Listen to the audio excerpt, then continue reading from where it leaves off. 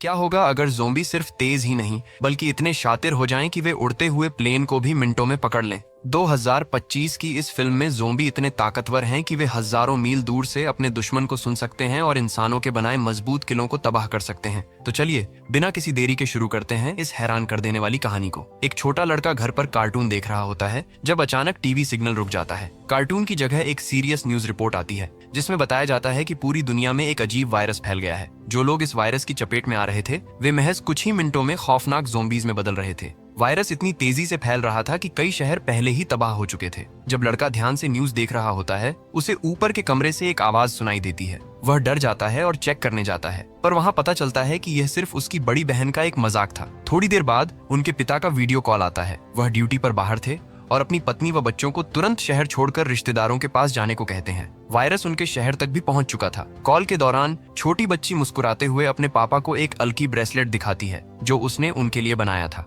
इसी बीच उनकी माँ ने जल्दी से सब कुछ पैक कर लिया। बाहर लोगों के चीखने की आवाजें सुनाई दे रही थीं, इसलिए माँ ने बिना वक्त जाया किए अपने दोनों बच्चों के साथ घर छोड़ दिया। लेकिन जैसे ही वे कार में बैठने वाले होते हैं एक ज़ोंबी माँ को पकड़ लेता है। अबाई तुरंत कार के नीचे छिप जाती है और वहां से अपने छोटे भाई को ज़ोंबी के हाथों मरते हुए देखती है। वो डर से कांप रही होती है। तभी वो देखती है कि उसकी माँ भी अब ज़ोंबी बन चुकी है और धीरे धीरे उसकी तरफ बढ़ रही है। उसी पल गोलियां चलती हैं और एक आदमी फरिश्ते की तरह सही समय पर उसे बचाने आता है। बाद में उस आदमी ने अबाई से अपने कान बंद करने को कहा और फिर भारी दिल से उसके छोटे भाई को गोली मार दी जो अब ज़ोंबी बन चुका था। दुनिया को तबाह हुए 10 साल बीत चुके थे। इंसानी सभ्यता अब खत्म हो चुकी थी। कभी खूबसूरत रहे शहर अब खंडहर बन चुके थे। छोटी लड़की अबाई अब बड़ी हो गई थी और अंकल केसिस ने उसे जंगल में एक योद्धा की तरह जिंदा रहना सिखा दिया था। इतने साल जंगल में बिताने के बाद अबाई की गहरी इच्छा थी कि वह फिर से लोगों को ढूंढे। उसका सबसे बड़ा सपना एक ऐसी इंसानी बस्ती खोजना था जहां वह एक सामान्य जीवन जी सके।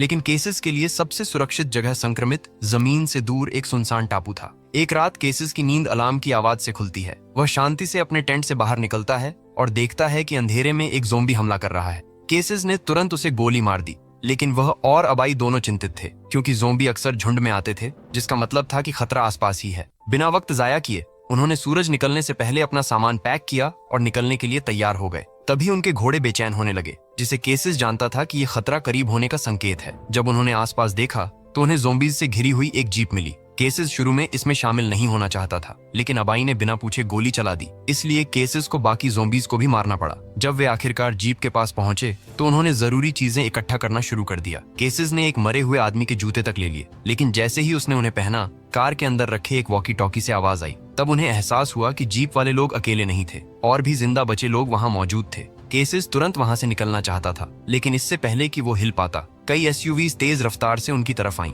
हथियारबंद लोग बाहर निकले और केसिस व अबाई को घेर लिया। उनमें से कुछ ने केसिस के पहने हुए जूते देखे और मान लिया कि उसने उनके एक साथी को मार दिया है। दोनों पक्षों के बीच तनाव बढ़ गया। तभी एक गर्भवती महिला वाहन से बाहर निकली। उसने शांति से अपने लोगों से केसिस और अबाई को छोड़ने को कहा, लेकिन इससे पहले कि कोई राहत महसूस करता केसिस के काले घोड़े ने चेतावनी का संकेत दिया। अगले ही पल जंगल की गहराई से अजीब आवाजें आईं। बहुत सारे ज़ोंबी घाटी के हर तरफ से उनकी ओर दौड़ रहे थे। भागने का समय नहीं था, इसलिए ग्रुप ने अपने हथियार निकाले और लड़ने के लिए तैयार हो गए। ज़ोंबीज के बीच एक महिला बिल्कुल अलग लग रही थी। उसमें अभी भी सोचने की कुछ क्षमता बची थी। जब बाकी ज़ोंबी हमला कर रहे थे वह लड़ाई को ध्यान से देख रही थी। लोगों के पास छिपने की जगह नहीं थी और उनमें से कई मारे गए। ग्रुप के एक मजबूत आदमी को ज़ोंबी ने काट लिया। ये जानते हुए कि अब वो ज़ोंबी बन जाएगा, उसने खुद को गोली मारने की कोशिश की, लेकिन उसकी गोलियां खत्म हो गई थीं। उसी समय अबाई ने फुर्ती दिखाई। उसने गर्भवती महिला को पकड़ा और सुरक्षा के लिए उसे जीप में बिठाया। इस बीच केसिस बहादुरी से लड़ता रहा और आखिरकार उस स्मार्ट ज़ोंबी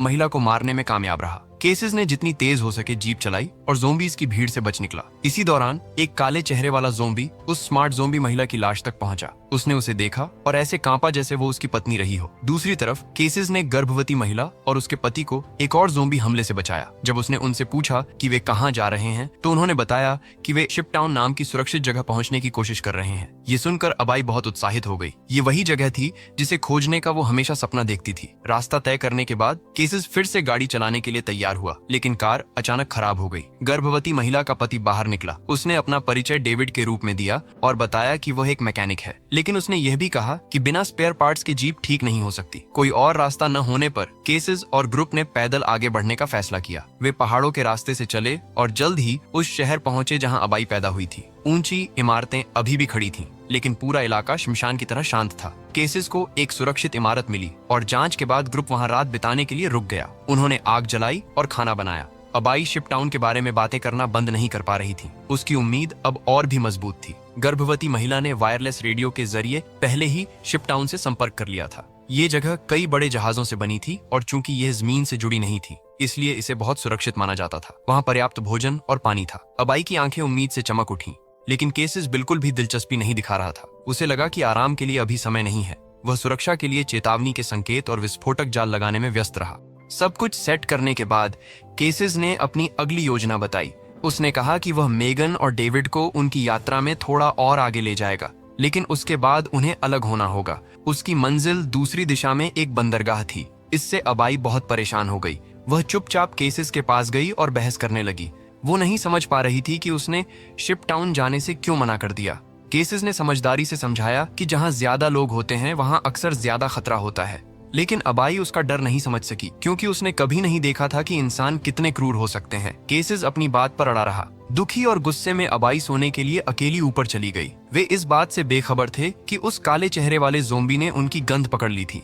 उसने उनकी छोड़ी हुई जीप ढूंढ ली थी और अब धीरे धीरे उनका पीछा कर रहा था। ऐसा लग रहा था कि ज़ोंबीज के नेता ने केसेस का सीधे सामना करने का मन बना लिया है। अगली सुबह अबाई अपने बचपन की कुछ पुरानी तस्वीरें देख रही थी जब उसने अचानक नीचे पेड़ों में सरसराहट की आवाज सुनी। उसे जल्द ही एहसास हुआ कि ज़ोंबीज इलाके में दाखिल हो चुके हैं। वो दूसरों को चेतावनी देने के लिए नीचे भागी, लेकिन रास्ते में ज़ोंबीज ने उसका रास्ता रोक लिया। अबाई ने फुर्ती दिखाई और एक ज़ोंबी को चकमा देने में कामयाब रही, लेकिन ऐसा करते हुए उसका संतुलन बिगड़ गया। उसी पल केसेस आया और उसने एक बार फिर उसे सही समय पर बचा लिया। जल्द ही काले चेहरे वाला ज़ोंबी अपने झुंड के साथ वहां पहुंचा, लेकिन उन्होंने गलती से केसेस के बिछाए हुए जालों में कदम रख दिया। पूरे जंगल में धमाकों की आवाज गूंज उठी। केसेस तुरंत समझ गया कि यह ज़ोंबी गैंग खास तौर पर उसी के पीछे है। तभी अबाई को कुछ याद आया। वहां से थोड़ी ही दूर पर एक छोटा एयरपोर्ट था जहां बचपन में उसके पिता उसे ले जाया करते थे। उसने सोचा कि अगर वहां कोई प्लेन मिल जाए तो वे पैदल चलने का कई दिनों का सफर मिनटों में तय कर सकते हैं।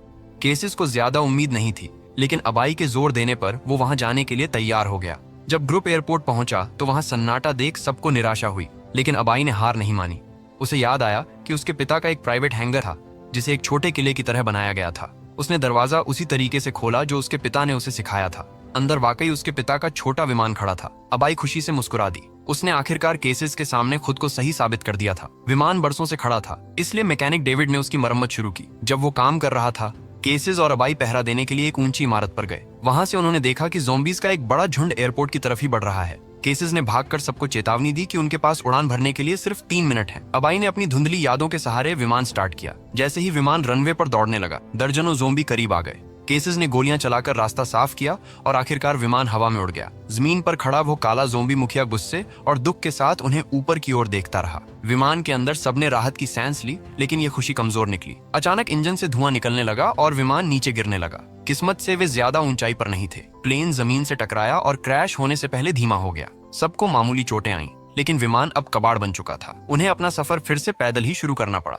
रास्ते में एक पुराने रेलवे स्टेशन पर उन्होंने रात बिताने का फैसला किया। उसी रात डेविड ने चुपके से अपनी पैंट ऊपर की और एक भयानक जख्म देखा, एक ज़ोंबी का काटा हुआ निशान। वह जानता था कि वह धीरे धीरे उन्हीं में से एक बन रहा है। उसने अपनी जान लेने की सोची, लेकिन अपनी गर्भवती पत्नी का चेहरा याद कर वो रुक गया। अगली सुबह केसेस ने डेविड की हालत भांप ली और उसका जख्म देख लिया। केसेस उसे गोली मारने ही वाला था कि अबाई ने उसे आवाज दी और वो रुक गया। अंधेरा होते ही उन्हें दूर एक फार्म हाउस दिखा।